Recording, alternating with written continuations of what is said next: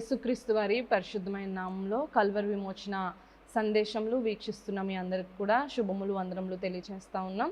ఈ యొక్క కల్వరి విమోచన సందేశంలో మీకు ఆశీర్వాదకరంగా ఉన్నాయని మేము నమ్ముచున్నాము. ఈరోజు మరి ఒక ఆశీర్వాదకరమైన సందేశంతో మీ ముందుకు రావడానికి సహాయం చేసిన ప్రభువుకు ఎంతగానో స్తుతిస్తూ ఉన్నాను. అయితే ముందుగా ఈరోజు ఒక సైంటిఫిక్ ఇన్స్ట్రుమెంట్ గురించి మీతో చెప్పి నేను వాక్య భాగంలోకి వెళ్ళాలని ఆశపడతా ఉన్నాను. అయితే క్రిస్కోగ్రాఫ్ అనే ఒక సైంటిఫిక్ ఇన్స్ట్రుమెంట్, ఇది జేసీ బోస్ గారు అంటే జగదీష్ చంద్ర బోస్ గారి చేత ఇన్వెంట్ చేయబడిన ఒక సైంటిఫిక్ ఇన్స్ట్రుమెంట్ అయి ఉంది. 20వ శతాబ్దంలో జగదీష్ చంద్ర బోస్ గారు ఈ క్రిస్కోగ్రాఫ్ అనే ఒక మెజరింగ్ ఇన్స్ట్రుమెంట్ని ఆయన కనిపెట్టారు. ఈ యొక్క పరికరం దేనికి ఉపయోగపడుతుందని మనం ఆలోచన చేస్తే కనుక, ఒక చెట్టు ఎదుగుదల ఎలా ఉంది అనే ఒక పరిశోధన చేయడానికి ఈ యొక్క పరికరము ఉపయోగించబడుతుంది. సూర్యరశ్మి తీసుకోవడం వలన, అదేవిధంగా చెట్టు వారిన వేసిన ఎరువును తీసుకోవడం వలన చెట్టు యొక్క ఎదుగుదల ఏ విధంగా ఉందో ఈ యొక్క క్రిస్కోగ్రాఫ్ను ఉపయోగించి పరిశోధన చేయడము చాలా సులువుగా ఉంటుంది. అయితే ఈ క్రిస్కోగ్రాఫ్లో మనం చూసినట్లయితే కనుక చెట్టు యొక్క ఎదుగుదలను, అదేవిధంగా చెట్టు ఏ విధంగా ఎంత పరిమాణంలో ఫలిస్తుందో అనేది ఈ క్రిస్కోగ్రాఫ్ వలన చక్కగా తెలుసుకోవడానికి ఉపయోగపడుతుంది అన్నట్లు పరిశోధకులు తెలియజేస్తూ ఉన్నారు. అదేవిధంగా క్రైస్తవ జీవితంలో మనందరం కూడా దేవుని యొక్క తోటలో నాటబడిన తర్వాత, దేవుని యొక్క పొలములో మనం అందరం కూడా నాటబడిన తర్వాత మన ఆత్మీయ జీవితం కూడా ఎలా ఫలింపులోకి వచ్చింది, ఎంతగా మనం ఏ పరిమాణంలో మనం ఫలిస్తున్నాము అనేది యేసుక్రీస్తు ప్రభువారు ఒక మెజరింగ్ రాడ్తో, ఒక కొలబద్దతో మనల్ని కొలుస్తారు. అది ఏంటి అని అంటే జీవం కలిగిన దేవుని వాక్యం. ప్రతి ఒక్క విశ్వాస జీవితము ఆత్మీయ ఫలింపు అనేది ఎలా ఉంది అనే దాన్ని మనం ఎలా కొలుచుకోవాలి, లేకపోతే ఎలాగా మనకి తెలియజేయబడుతుంది అని మనం ఆలోచన చేస్తే కనుక, దేవుని యొక్క వాక్యానుసారంగా మనం జీవించగలిగినట్లయితే, దేవుని యొక్క వాక్యమును మనం అనుసరించి నడుచుకునే రీతిలో మనము జీవించినట్లయితే కనుక మనము ఫలింపులోకి వస్తున్నట్లు మనము చూడొచ్చు. అయితే ఏ విధంగా ఒక విశ్వాసి దేవుని చెంతకు వచ్చిన తర్వాత, దేవుని యొక్క పొలంలో నాటబడిన తర్వాత, మనము ఒక చెట్టుగా దేవుని యొక్క పొలంలో మనము ఉన్న తర్వాత మన యొక్క ఎదుగుదల, మన యొక్క ఫలింపును దేవుడు ఏ విధంగా వెతుకుతాడు అనేది ఒక ఉపమాన రీతిలో యేసుక్రీస్తు ప్రభువారు ఇశ్రాయేలీలకి లేకపోతే యూదా జనాంగానికి తెలియజేయడం మనం చూస్తూ ఉంటాం. దయచేసి పరిశుద్ధ గ్రంథములు తెరిచి లూకా సువార్త 13వ అధ్యాయము 6 నుంచి 9 వచనాలు చదువుకుందాం. లూకా సువార్త 13వ అధ్యాయము 6 నుండి 9 వచనాలు నేను మీ కొరకు చదువుతాను. మరియు ఆయన వారితో ఈ ఉపమానం చెప్పెను. ఒక మనుషుని ద్రాక్ష తోటలో అంజూరపు చెట్టు ఒకటి నాటబడి ఉండెను. అతడు దాని పండ్లు వెదక వచ్చినప్పుడు ఏమీ దొరకలేదు గనుక అతడు, ఇదిగో 3 ఏండ్ల నుండి నేను ఈ అంజూరపు చెట్టున పండ్లు వెదక వచ్చుచున్నాను కానీ ఏమీ దొరకలేదు, దీనిని నరికివేయము, దీని వలన ఈ భూమియు ఎలా వ్యర్థమైపోవాలని ద్రాక్ష తోటమాలితో చెప్పాను. అయితే వాడు, అయ్యా, నేను దాని చుట్టూ త్రవ్వి ఎరువు వేయు మట్టుకు ఈ సంవత్సరము కూడా ఉండనిమ్ము, అది ఫలించినా సరే లేని ఎడల నరికించు వేయమని అతనితో చెప్పెను. అయితే మనం ఇప్పుడు చదువుకున్న వాక్య భాగంలో మనం చూస్తే కనుక యేసుక్రీస్తు ప్రభువారు ఒక ఉపమానాన్ని యూదా జనాంగానికి తెలియచేస్తున్నట్లు మనం ముందు వచనాలు చదివితే మనం గమనించవచ్చు. అయితే మనం లూకా సువార్తలో కనుక చూస్తే అనేక ఈ యొక్క 4 సువార్తల్లో ఉన్న ఉపమానముల కంటే ఎక్కువ ఉపమాన రీతి అయిన మాటలు, యేసుక్రీస్తు ప్రభువారి యొక్క మాటలను మనం లూకా సువార్తలో గమనించవచ్చు. అయితే ఈ 4 సువార్తల పాఠ్యభాగాల్లో మనం చూస్తే కనుక 4 సువార్తల్లోనూ అంజూరపు చెట్ల యొద్ద యేసుక్రీస్తు ప్రభువారు ఈ యొక్క ఫలమును వెతకటం మనం చూస్తూ ఉంటాం. అయితే ఈ యొక్క ఉపమానం దగ్గరకు వచ్చేటప్పటికి లూకా సువార్త 13వ అధ్యాయము 6వ వచనం నుండి 9వ వచనం వరకు మనం చూస్తే కనుక ఈ యొక్క లూకా సువార్తలో ఏ ఉపమానం మనం చూసినా సరే, ఏ ఒక్క పాఠ్యాంశం మనం చూసినా సరే, లూకా గారు ఒక లోతైన వేదాంతంను తెలియచేయడం మనం చూస్తూ ఉన్నాం.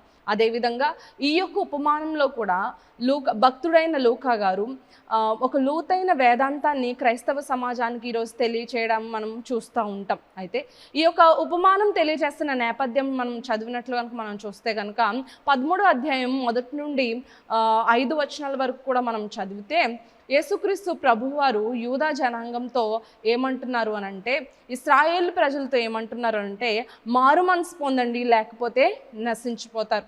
రెండు విషయాల్ని యేసుక్రీస్తు ప్రభువారు సువివరంగా తెలియజేస్తున్నారు. ఏంటి అని అంటే, రిపెంట్ ఆర్ పెరిష్, మారు మనసు లేకపోతే నశించిపోవుట. ఈరోజు క్రైస్తవ సమాజం జ్ఞాపకం చేసుకోవాల్సింది ఏంటి అని అంటే, మారు మనసు లేకపోతే నశించిపోవడం తథ్యం. బాప్తిస్మం తీసుకున్నంత మాత్రాన మనం మారు మనసు పొందినట్లు కాదు. ప్రతిదినము గంటల తరబడి ప్రార్థించినంత మాత్రాన మనం మారు మనసు పొందుకున్నట్లు కాదు.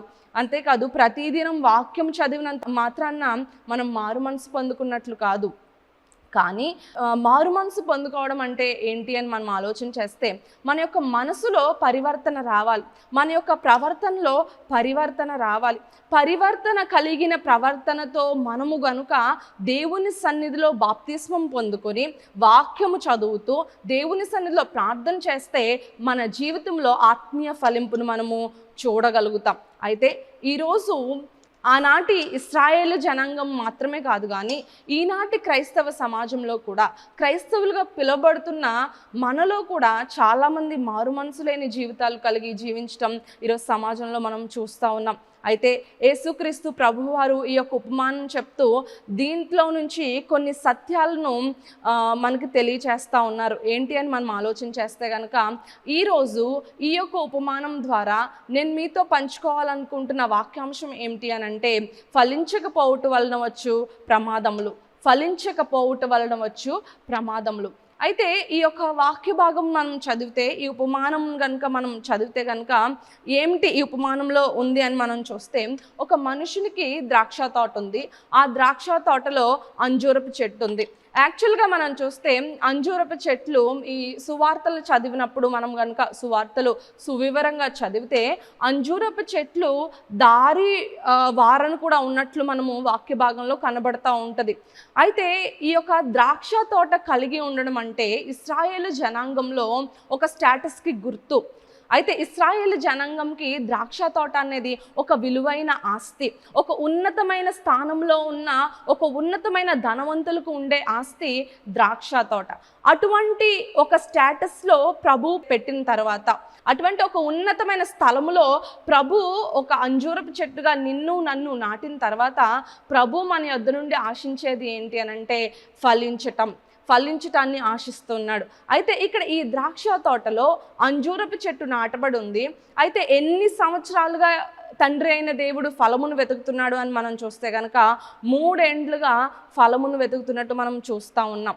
ఒకసారి గమనించాలి ప్రియ దేవుని బిడ్డలారా, అంజూరపు చెట్టు ద్రాక్ష తోటలో నాటబడి ఉంది అంటే అన్మెరిటెడ్ ఫేవర్, అంటే మనం పొందుకోలేని కృపను, మనం పొందుకోలేని కటాక్షమును ప్రభు మనకిచ్చారు. అంటే మనం ఉండటానికి అర్హత లేని చోటు, మనము కలిగి ఉండడానికి అర్హత లేనంత స్థాయిని ప్రభు మనకు అనుగ్రహించారు. అది ఏంటి అని అంటే దేవుని యొక్క కుమారులుగా కుమార్తెలుగా పిలువబడడం.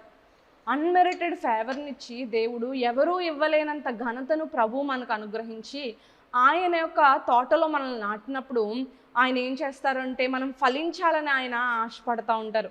అదేవిధంగా ఇక్కడ ఉపమానంలో కూడా యేసుక్రీస్తు ప్రభువారు అదే యూదా జనాంగానికి చెప్తా ఉన్నారు. ఏమని అంటే, ద్రాక్ష తోటలో ఒక అంజూరపు చెట్టు నాటబడి ఉంది. ఆ అంజూరపు చెట్టుకి 3 సంవత్సరాలుగా ఆ తోట యజమాని ఫలములు వెతుకుతూ ఉన్నాడంట. ఈ 3 సంవత్సరాలు దేనికి సాదృశ్యంగా ఉంది అని అంటే యేసుక్రీస్తు ప్రభువారు ఈ భూమిపైన చేసిన పరిచర్యకు సాదృశ్యంగా ఉంది. 3 సంవత్సరాలు యేసుక్రీస్తు ప్రభువారు ఆ యొక్క ఇశ్రాయేలీల మధ్యన, ఆ యొక్క యూదా జనాంగముల మధ్యన పరిచర్య చేసినప్పటికీ ఆయన ఎన్నో వాక్యములు, ఎన్నో సందేశములు ఎంతగానో యేసుక్రీస్తు ప్రభువారు బోధించినప్పటికీ మారు మనసు లేని స్థితి యూదా జనాంగంలో కనబడుతున్నట్లు మనము ఆ ముందు వచనాల్లో చదివినప్పుడు మనం చూస్తూ ఉన్నాం. అయితే వారిని ఉద్దేశించి యేసయ్య ఉపమానం చెప్తూ అంటున్నాడు, ఇదిగో తండ్రి అయిన దేవుడు అంజూరపు చెట్టు అయిన మిమ్మును ఫలముల కొరకు వెతుకుతూ ఉన్నాడు, కానీ 3 ఏండ్ల నుండి మీరు ఫలములు మీ యొద్ద దొరకలేదు. అయితే తండ్రి అయిన ఆ యొక్క యజమానుడు అంటాడు, ఈ యొక్క చెట్టును నేను 3 సంవత్సరాల నుండి వెతుకుతున్నాను, ఈ యొక్క చెట్టు ఫలిస్తుందేమో అని చెప్పి నేను 3 సంవత్సరాల నుంచి ఎదురు చూస్తున్నాను, ఈ యొక్క చెట్టు శ్రేష్టమైన ఫలములను ఇస్తుందేమో అని 3 సంవత్సరాల నుంచి నేను ఈ చెట్టును వెతుకుతా ఉన్నాను, కానీ నాకు ఏ ఫలమును కనిపించలేదు. కాబట్టి దీన్ని నరికివేయుడి, దీన్ని నరికివేసి అగ్నిలో పడేయండి. దీనివల్ల ఈ భూమి వ్యర్థమైపోతా ఉంది, ఈ భూమి వ్యర్థమైపోతా ఉంది అని ఆ యొక్క యజమాని మాట్లాడుతున్నట్టు మనం ఈ ఉపమానంలో చూస్తూ ఉంటాం. అప్పుడు అక్కడున్న ఒక తోటమాలి అంటాడు, యజమానుడా, ఇంతవరకు నీవు ఆ చెట్టుని ఇక్కడ ఉండనిచ్చావు కదా, మరి ఒక సంవత్సర కాలం సమయం ఇవ్వు. ఈ సంవత్సర కాలంలో నేనేం చేస్తానంటే దానికి నీరు పోస్తాను, దానికి ఎరువు వేస్తాను, దాన్ని చక్కగా నేను సంరక్షిస్తాను. సంరక్షించిన తర్వాత ఈ సంవత్సరం పాటలో కనుక నేను ఇంత సంరక్షించినా, ఇంత నేను శ్రద్ధ చేసినప్పటికీ అది ఫలించకపోతే అప్పుడే దానిని నరికివేయించుదురు కానీ అని చెప్పి ఇక్కడ ఒక తోటమాలి ఆ యజమానిని రిక్వెస్ట్ చేయడం మనం చూస్తూ ఉంటాం. ఈ తోటమాలి ఎవరికి సాదృశ్యం అని మనం చూస్తే కనుక యేసుక్రీస్తు ప్రభు వారికి సాదృశ్యమై ఉంది. 3 సంవత్సరంలో ఆయన పరిచర్య గడిచిపోయింది. ఆ 3 సంవత్సరంలో యూదా జనాంగంలో ఎటువంటి మార్పు లేదు. కానీ తండ్రి అయిన దేవునితో ఆయన మరొక సంవత్సరం సమయం ఇమ్మని అడుగుతున్నట్లు మనం ఇక్కడ చూస్తూ ఉన్నాం. అయితే ఈ సంవత్సర వ్యవధిలో ఏం జరగబోతుంది అని అంటే యేసుక్రీస్తు ప్రభువు వారే స్వయంగా ఆయన సిలువలో వేలాడబోతూ ఉన్నాడు, ఆయన రక్తమును చిందించబోతూ ఉన్నాడు. ఏ మనుషులైతే ఆయన్ని విసర్జించారో, ఏ మనుషులైతే ఆయన బోధను పట్టించుకోకుండా, ఆయన బోధకు విలువనివ్వకుండా, ఆయన దేవాది దేవుడని, రాజులకు రాజు అని గుర్తించకుండా ఏ మనుషులైతే ఆయన్ని తృణీకరించారో అదే మనుషుల యొక్క రక్షణార్థము నిమిత్తమై, మారు మనసు నిమిత్తమై ఆయన యొక్క ప్రాణమును ఆయన పెట్టడానికి సిద్ధంగా ఉన్న కాలంగా మనము చూస్తూ ఉన్నాం. అయితే ఈరోజు ఈ యొక్క ఉపమానంలో నుండి యూదా జనాంగానికి ఇచ్చిన సందేశాన్నే క్రైస్తవ సమాజంగా ఉన్న మనకు కూడా పరిశుద్ధాత్మ దేవుడు ఇస్తున్నాడు. ఏంటి అని అంటే ఫలించకపోతే ప్రమాదాలు ఉన్నాయి. ఈ ఫలింపు ఎటువంటి ఫలింపు అని మనం చూస్తే కనుక క్రైస్తవులు చాలామంది అనుకుంటారు, దేవుని యొద్దకు వస్తే యేసయ్యని నమ్ముకుంటే భౌతికంగా ఫలింపు వస్తుందని యేసయ్యని నమ్ముకునేవారు చాలామంది ఉంటారు. అది ఎంత మాత్రం కూడా నిజం కాదండి. ఈ లోకంలో భౌతికంగా మనం డబ్బు కలిగి ఉంటే ఈ లోకంలో ఉన్న మనుషుల దృష్టిలో మనం ఫలించినట్లు, భౌతికంగా లగ్జరీ కార్స్ కలిగి ఉంటే ఈ లోకం దృష్టిలో మనం ఫలించినట్లు, భౌతికంగా మనము వేల కొలది బిల్డింగ్స్ కలిగి ఉంటే, లేకపోతే లక్షల కొలది డబ్బులు కలిగి ఉంటే, స్థలములు విలువ చేసే స్థలములు కలిగి ఉంటే కనుక అవి ఈ లోకం దృష్టిలో భౌతికమైన ఫలింపును వారు నిజమైన ఫలింపుగా గుర్తిస్తారు. కానీ క్రైస్తవ పరిభాషలో ఫలింపు ఏంటి అని మనం ఆలోచన చేస్తే కనుక ఈ లోకంలో ధనమును బట్టి దేవుడు నువ్వు ఫలించావని నిన్ను నిర్ధారణ చేయడు.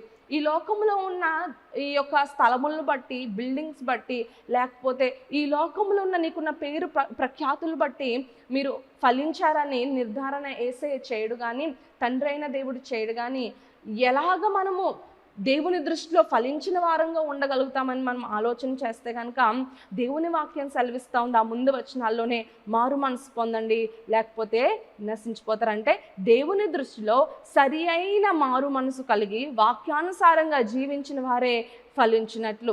రెండవదిగా గలతీ పత్రిక 5వ అధ్యాయము 22వ వచనంలో మనం చూస్తే కనుక అక్కడ 9 రకములైన ఆత్మ ఫలములు మనం చూస్తూ ఉన్నాం. ఆ ఆత్మ ఫలములన్నీ కలిగి ఉండటే దేవుని దృష్టిలో మనము ఫలించుట. అయితే ఇవన్నీ ఎప్పుడు వస్తాయని మనం చూస్తే కనుక క్రీస్తు వలె మనము జీవించడానికి ప్రయాసపడితే, యేసు క్రీస్తు ప్రభువు వారిని ఈ లోకంలోకి మేము చూపించాలి, మా యొక్క ప్రవర్తన ద్వారా, మా యొక్క విశ్వాసం ద్వారా, మా యొక్క నిరీక్షణ ద్వారా యేసుక్రీస్తు ప్రభువు వారిని ఈ లోకంలో మేము కనుపరచాలి అని ఏ క్రైస్తవులైతే ప్రయాసపడతారో వారిలో ఈ యొక్క గుణములన్నీ కూడా కనిపిస్తూ ఉంటాయి. అప్పుడు మనము ఫలించిన వారి వలె దేవుని దృష్టిలో మనం కనబడుతూ ఉంటాం. అయితే ఫలించకపోతే ఎటువంటి నష్టాలు మనం ఎదుర్కోవాలి, ఫలించకపోతే ఎటువంటి ప్రమాదాల్లో మనం పడతాం. ఈరోజు క్రైస్తవులుగా మనం నిజంగా దేవుని దృష్టిలో ఫలించేది వారి వలె ఉండడానికి ప్రయాసపడుతున్నామా? ఈరోజు మనం చూస్తే అంచె దినముల్లో, కడవరి దినముల్లో క్రైస్తవుల విశ్వాసం తగ్గిపోతూ ఉంది, నిరీక్షణ కోల్పోతూ ఉన్నారు. ప్రభు సన్నిధిలో ఫలించటానికి ఉండే శ్రద్ధ కనిపించటం లేదు.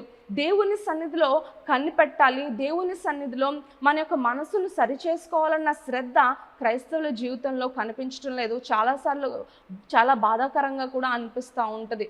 కాబట్టి ఈరోజు మనం ఎంత ఈ లోకంలో స్థిరపడి, ఎంత మనం ఈ లోకంలో ధనము కలిగి ఉన్నప్పటికీ అది వ్యర్థము. కానీ ప్రభు సన్నిధిలో మనం ఫలించగలిగితే కనుక నిత్య రాజ్యంలో మన ఫలము అధికంగా ఉంటుంది.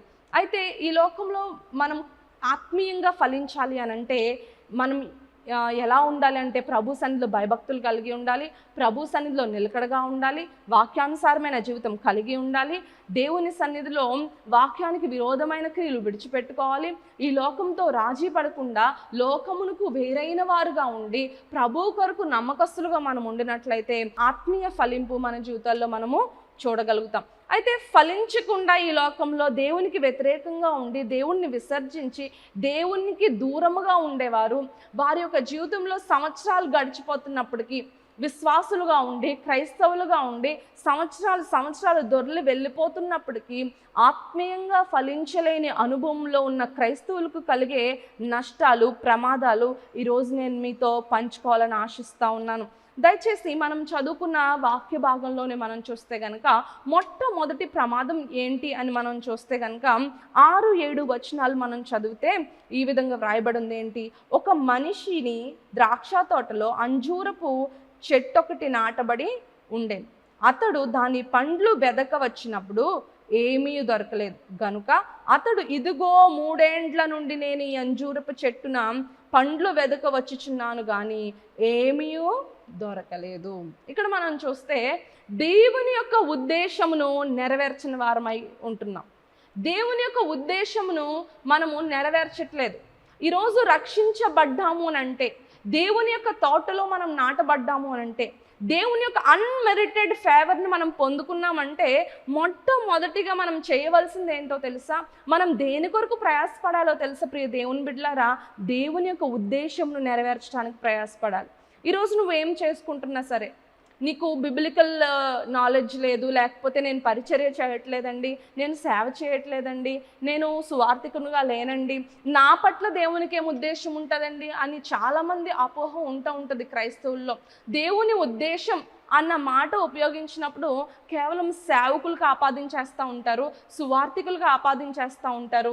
అంతేకాదు ఎవరైతే సువార్త పనిలో ఉంటారో, ఎవరైతే దేవుని యొక్క సేవా పరిచర్యలోకి రావాలనుకుంటారో వారికి మాత్రమే ఆపాదించేస్తూ ఉంటారు చాలా వరకు. కానీ ఈరోజు మనం చూస్తే కనుక ఈ యొక్క లోకంలో నియమించబడిన, ఈ లోకంలో పుట్టిన ప్రతి ఒక్కరి పట్ల దేవుని యొక్క ఉద్దేశం కలిగి ఉంది. నీవు చిన్న ఉద్యోగం చేసుకోవచ్చు, లేకపోతే చిన్న కుటుంబంగా నువ్వు ఉండొచ్చు, లేకపోతే నీకు ఆర్థిక పరమైన ఆశీర్వాదాలు లేక చాలా దీనస్థితిలోనే నీవు ఉండొచ్చు. కానీ నీ పట్ల కూడా దేవునికి ఉద్దేశము కలిగి ఉంది. మనుషులకు హీనస్థితిలో ఉన్న వాళ్ళ పట్ల ఎటువంటి ఉద్దేశాలు కలిగి ఉండవు. మనుషులు ఎవరైతే దిగువ స్థాయిలో ఉంటారో వారి పట్ల ఎటువంటి ఆలోచనలు కలిగి ఉండవు. కానీ మన దేవుడు నరుని వంటి వాడు కాదు. మన దేవుడు ఈ లోకంలో ఉన్న మనుషులు ఆలోచించు రీతిగా ఆయన ఆలోచించడు. ఆయన ఉద్దేశము ఆయన యొద్దకు వచ్చిన ప్రతి ఒక్కరి పట్ల ఏమై ఉంది అని మనం ఆలోచన చేస్తే కనుక ఆయన యందు నాటబడిన ప్రతి ఒక్క విశ్వాసి ఫలించాలన్న ఉద్దేశం ఆయన కలిగి ఉన్నాడు. ఆయన చిత్తము ప్రతి ఒక్క విశ్వాసి ఆత్మీయంగా ఫలించాలి. ఆయన యొక్క చిత్తము ప్రతి విశ్వాసి వాక్యానుసారంగా జీవించాలి. ఆయన యొక్క చిత్తము, ఆయనకు ఉద్దేశం ఏమై ఉందంటే ప్రతి విశ్వాసి వాక్యంలో వేరుపారాలి. ఆయన యొక్క చిత్తం ఏమై ఉంది అంటే, ఆయనకు ఉద్దేశం ఏమై ఉందంటే ప్రతి ఒక్క విశ్వాసి ఆయన యొక్క సన్నిధి కాంతిలో ఎదిగి ఫలించాలి. ఈరోజు ప్రియమైన దేవుని బిడ్డలారా, దేవుని చిత్తమును ఎరుగక ఈ లోకంలో నడుచుకుంటున్నావేమో. ప్రతి ఆదివారం మందిరంకి వెళ్తున్నాను, ప్రతిరోజు బయటకు వెళ్ళినప్పుడు ప్రార్థన చేసుకుంటున్నాను, లేకపోతే కొన్ని కీర్తనలు నేను చాలా బాగా చెప్పగలుగుతున్నాను, కొన్ని వాక్య భాగాలు కొన్ని వచనాలు నాకు చాలా కంఠస్థంగా ఉన్నాయి.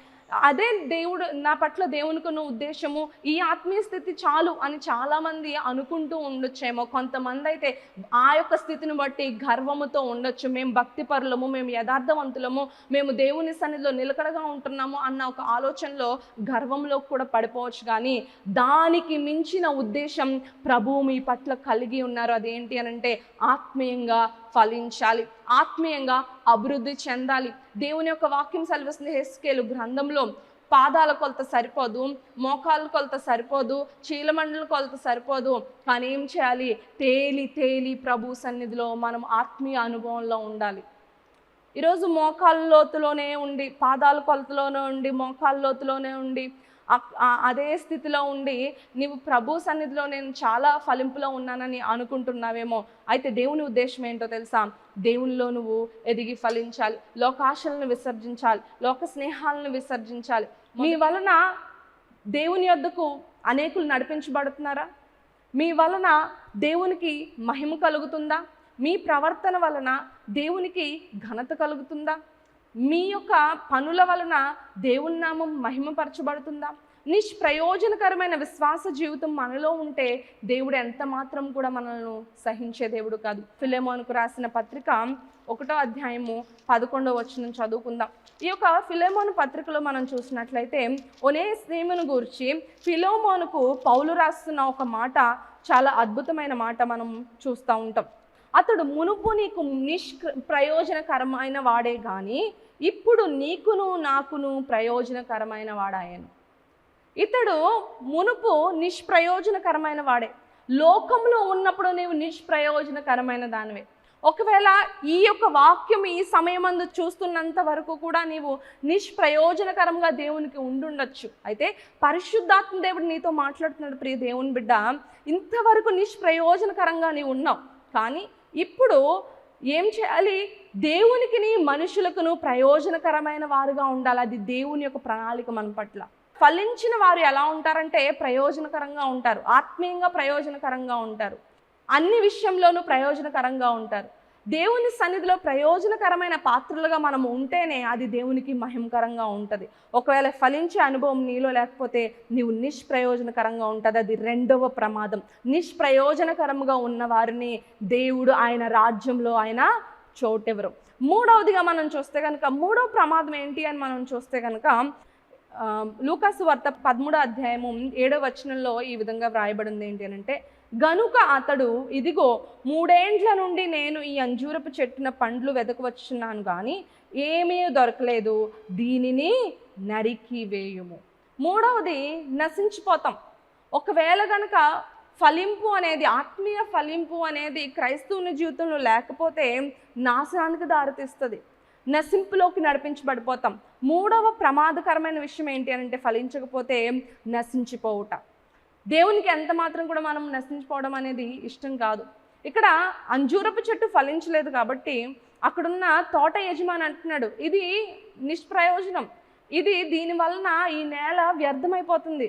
కాబట్టి ఈ యొక్క ప్రదేశం సారవంతంగా ఉండడానికి, ఈ యొక్క నేలలో ఉన్న సారము నిష్ప్రయోజనకరంగా అవ్వకుండా ఉండాలి అంటే ముందు దీన్ని ఇక్కడ నుండి నరికి వేసేయాలి, తీసివేసేయాలి, నశింప చేసేయాలి అని ఇక్కడ తోట యజమాని మాట్లాడటం మనము చూస్తూ ఉన్నాం. అయితే ఫలింపని ప్రతి తీగ ఎలా అయితే పిరికివేయబడుతుందో, యోహాను సువార్త 15వ అధ్యాయం 1 నుండి 3 వచనాలు మనం చదివితే అక్కడ యేసుక్రీస్తు ప్రభువారు అక్కడ చెప్తా ఉన్నారు ఏంటి అంటే, ద్రాక్షావల్లిని నేను, మీరు నాలో తీగలై ఉన్నారు, ఫలింపని ప్రతి తీగ కూడా పిరికివేయబడి అగ్నిలో పడివేయబడుతుంది. అంటే ఈ నశించిపోవడం దేనికి సాదృశ్యం అని మనం చూస్తే కనుక అగ్నిగుండంలో పడివేయబడ్డానికి సాదృశ్యం. అంటే నరకాగ్నిగుండంలో మనం వేయబడతాం. ఈ లోకంలో ఆత్మీయంగా మనం ఫలించకపోతే, ఆత్మీయ ఫలింపు పైన మన దృష్టిని మనం పెట్టకపోతే, ఆత్మీయంగా దేవుని సన్నిధిలో ఎదగడం పైన మన దృష్టిని మనం పెట్టకపోతే, ఆత్మీయంగా మనం ఫలించటం కొరకు మనం దృష్టిని పెట్టకపోతే, వాక్యానుసారమైన జీవితం మనలో లేకపోతే, మారు మనసు కలిగిన బ్రతుకు మనలో లేకపోతే ఏం చేయబడతామంటే నశించిపోతాం. ఏ విధంగా నశించిపోతామని మనం చూస్తే నరకాగ్నిగుండంలో వేయబడతాం. ఇది వాక్యానుసారంగా ప్రకటన గ్రంథంలో ఏ విధంగా తెలియచేయబడుతుంది అని అంటే రెండవ మరణంగా తెలియచేయబడుతుంది. రెండవ మరణం. ఈ రెండవ మరణం ఏంటి అని అంటే నిత్యము కాలుచుండు అగ్నిగుండం. మందిరానికి వెళ్తున్నాను, ప్రతి ఆదివారం దేవుని సన్నిధిలో ఉంటున్నాను, వాక్యం వింటున్నాను, ఎక్కడ మీటింగ్ అయితే అక్కడికి వెళ్తున్నాను, ఎక్కువ వాక్యం వింటున్నాను అని మనం మన ఆత్మీయ స్థితిని సరిపెట్టుకుంటే సరిపోదు, కానీ దేవుని వాక్యానుసారంగా జీవించటము ఆత్మీయంగా ఫలించడానికి మనకు ఎంతగానో తోడ్పడుతూ ఉంటుంది. విన్న దాని ప్రకారం జీవించాలి. విన్న వాక్యాన్ని మన హృదయంలో దాచుకోవాలి. విన్న వాక్యము మనం నెమరు వేసుకోవాలి. విన్న వాక్యాన్ని మనం ఏం చేయాలంటే దాన్ని ధ్యానిస్తూ దుష్టుని యొక్క ఆలోచన ప్రకారం మనం జీవించకుండా నిత్యము నిరంతరము ఆత్మీయతలో మనం ఎదిగి ఫలించేవారుగా ఉన్నప్పుడు మనం ఏం చేస్తామంటే దేవునికి బహు దగ్గరగా బహు సమీపంగా మనం ఉండగలుగుతాం. మన జీవితంలో ఈ యొక్క తెలియజేయబడిన 3 ప్రమాదాల నుండి మనం తప్పించబడి ఆత్మీయంగా దేవునికి సమీపంగా ఉండి దేవుని యొక్క కుడిపార్శ్వన కూర్చుంటాం. ప్రియ దేవుని బిడ్డలారా, దేవుని యొక్క ప్రతినిధిగా ఈరోజు నేను మీకు తెలియజేస్తా ఉన్నాను, ఆత్మీయంగా ఫలించడం చాలా చాలా ఇంపార్టెంట్, చాలా చాలా ప్రాముఖ్యమైనది. మనం ఎప్పుడైతే ఆత్మీయంగా ఫలించటపైన మనం దృష్టి పెడతామో దేవుడు భౌతికంగా కూడా ఫలింపు చేస్తాడు. దేవుడు భౌతికంగా కూడా ఆశీర్వదిస్తాడు. దేవుడు మనకు కావలసిన సమస్తాన్ని ఆయన అనుగ్రహిస్తాడు. ఒకవేళ ఆ రీతిగా జరగని ఎడల దేవుని యొక్క మాట అసత్యం అయిపోతుంది కదా, దేవుని యొక్క మాట చల్లనిది వలె ఉంటుంది కదా. కానీ దేవుని వాక్యం ఏం సెలవిస్తుంది? మొదట నా నీతిని నా రాజ్యమును వెతకండి, అప్పుడు మీకు కావాల్సినవన్నీ మీ వెనకాల వస్తాయి. మీరు వాటిని వెంబడించక్కర్లేదు. భౌతికమైన ఆశీర్వాదాల వెనుక, భౌతికమైన ఫలింపు వెనకాల మీరు పరుగులు తీయని అవసరం లేదు. కానీ దేవుడు ఏం చేస్తాడంట? వాటిని మీ వెనకాల పరిగెట్టేదిగా చేస్తాడంట. కానీ మొదట ఏం చేయాలో తెలుసా? ఆత్మీయంగా ఫలించాలి. వాక్యంలో వేరుపారండి, ప్రార్థనా జీవితంలో నాటబడండి, వాక్యానుసారమైన ప్రవర్తన కలిగి దేవుని సన్నిధిలో నమ్మకంగా జీవించండి, ఆత్మీయంగా ఫలించండి. ఫలించడంటే అర్థం ఏంటో తెలుసా? క్రీస్తు సారూప్యంను ధరించుకుని ఈ లోకంలో క్రీస్తుని పరిచయం చేయడం, తద్వారా దేవుని నామానికి మహిమ కలుగుతుంది. ఈ వాక్య భాగం మీకు ఎంత ఆశీర్వాదకరంగా ఉందని నేను నమ్ముచున్నాను. దేవుడు ఈరోజు పరిశుద్ధాత్మ దేవుడు మనతో మాట్లాడిన మాటలు మన హృదయంలో, మీ యొక్క హృదయంలో నెవరు వేసుకొని దేవుని సన్నిధిలో నమ్మకమైన సాక్షులుగా ఉండండి. ఈ కడవర దినముల్లో ఆత్మీయంగా ఫలించడానికి ప్రయాసపడండి. దేవుడు మిమ్మల్ని దీవించునుగాక. ప్రార్థన చేసుకుందాం. మీ అందరి నిమిత్తమై నేను ప్రార్థన చేస్తాను. దయచేసి తలలు వంచండి, ప్రార్థన చేద్దాం. మహాగణుడ, పరిశుద్ధుడా, మీ నామానికి స్తోత్రములు. దేవా, ఈరోజు తండ్రి నీ బిడలు ప్రభువా ఇంతవరకు నీ యొక్క వాక్యమును విన్నారు. అయ్యా పరిశుద్ధాత్మ దేవా, నువ్వు ఏర్పరిచిన వాక్యమును బట్టి నీకు స్తోత్రాలు చెల్లిస్తున్నానయ్యా. ఆత్మీయంగా ఫలించటము మా జీవితంలో చాలా ప్రాముఖ్యం ప్రభా. ఆత్మీయమైన ఎదుగుదల మేము కలిగి ఉండడం మా జీవితంలో చాలా ప్రాముఖ్యమైనది ప్రభా. అవును తండ్రి, నీవు మా యొద్దకు వచ్చి దేవా మేము ఎంతవరకు ఆత్మీయంగా ఫలించామో ప్రభా నువ్వు వెతుకుతున్నావు ప్రభా, నువ్వు కనిపెడుతున్నావు యేసయ్య. ఈరోజు తండ్రి స్తోత్రం దేవా, వాక్యం వింటున్న నీ బిడ్డల్లో ఇంకా ఎవరైనా ఫలించలేని స్థితిలో ఉంటే కనుక దయచేసి మీరు దర్శించమని ప్రార్థన చేస్తున్నానయ్యా. విన్న వాక్యమును ఫలింపులోకి తీసుకుని రమ్మని ప్రార్థన చేస్తున్నాను ప్రభా. భౌతిక పరమైన దేవ ఫలింపును దేవా తండ్రి స్తోత్రం దేవా, మా యొక్క దృష్టిని తగ్గించి ప్రభా ఆత్మీయంగా నీలో ఫలించి కృపను దయచేయండి. లేని ఎడల ప్రభా ఈరోజు మీరు మాకు తెలియజేసిన ప్రమాదంలో మేము పడి ప్రభా తండ్రి నీ యొక్క రాజ్యంనే మేము కోల్పోతాం యేసయ్య. దయచేసి అటువంటి పరిస్థితి ఈ యొక్క వాక్యం వింటున్న, ఈ టీవీ ప్రోగ్రాం ద్వారా వాక్యం వింటున్న ఏ బిడ్డకు కలగకుండా తండ్రి ఆత్మీయంగా ఫలించడానికి ప్రయాసపడు కృపను దయచేయమని ప్రార్థన చేస్తున్నాం. దేవ సహాయం చేయండి అయ్యా. ఇంకను ఈ టీవీ ప్రోగ్రాంను అనేకులకు ఆశీర్వాదకరంగా మీరు మలచండి. ఈ టీవీ ప్రోగ్రాం వీక్షిస్తున్న బిడ్డల్లో ప్రభా ఎవరు ఏ సమస్యలతో అయ్యా నీ బిడ్డలు బాధపడుతున్నారో తండ్రి అయ్యా ప్రతి ఒక్కరిని బట్టి నీ సన్నిధిలో ప్రార్థన చేస్తూ ఉన్నాం. ఎటువంటి సమస్య అయినప్పటికీ, ఎటువంటి అనారోగ్యమైనప్పటికీ, ఎటువంటి ప్రభా తండ్రి స్తోత్రం దీర్ఘకాలిక దేవ సమస్యలతో బాధపడుతున్నప్పటికీ ప్రభా యేసు నామములో విడుదల దయచేయమని తండ్రి నీ సన్నిధిలో ప్రార్థన చేస్తున్నాం తండ్రి. అయ్యా నువ్వు కార్యము జరిగించండి. గొప్ప విడుదల ప్రతి ఒక్క కుటుంబంలో కలుగును గాకయ్యా. ప్రతి ఒక్క బిడ్డ జీవితంలో వ్యక్తిగతంగా ప్రభా ఆశీర్వాదాలు పొందుకొను గాక ప్రభా. సహాయం చేయండి, కార్యములు జరిగించండి. నీ బిడ్డలు ఆత్మీయంగా ఫలించి నీ కొరకు మహిమగల పాత్రలుగా దేవా తండ్రి జీవించు కృపను దయచేయమని యేసయ్య అతి శ్రేష్టమైన నామములో అడిగి వేడుకొనిచున్నాము తండ్రి. ఆమేన్. ఆమేన్. దేవుడు మిమ్మల్ని దీవించును గాక.